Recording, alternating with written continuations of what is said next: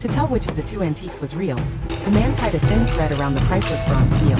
Then he gave it a strong pull and the seal spun like a top on the table. He used that moment to tie the two seals together with the thread. Then he tossed them into the air and performed a trick right in front of the crowd. The audience immediately cheered and clapped with excitement. At that very moment, the man had already figured out which one was fake. He placed the seals back on the table and started to explain. He said that 2,000 years ago people had poor tools for making things.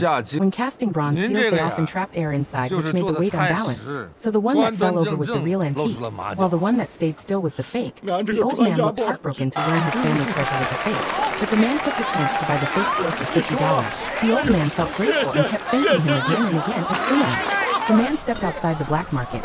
Two big men stopped him. They recognized him right away as a well-known expert in antiques, so they believed there was no way he had bought a fake. They offered to buy it from him for $5,000, but they had no idea it was all a trick from the beginning. The man and the old man were actually working together. They had planned the whole thing to set up a scam. Their goal was to sell fake antiques at a much higher price. Although the man had great talent in identifying antiques, he lived without goals and spent his days lost in drunk.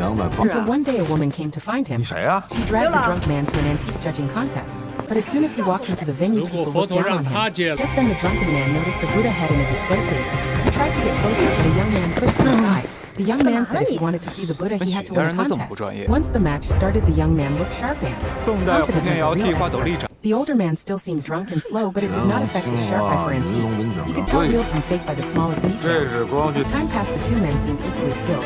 They both identified 19 real antiques correctly. With only 1 minute left in the contest, the young man finished judging one more item. Meanwhile, the older man was still staring at a Buddha statue. Just when everyone thought he had lost, the man suddenly lifted the statue and smashed it on the ground. Then he explained the reason to the crowd. He had spotted that the statue was a fake.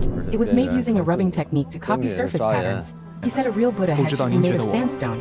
At that moment, everyone in the room was fully convinced. It also meant the man had won the contest. But when he took a closer look at the so-called rare Buddha head, he realized something about it did not feel right.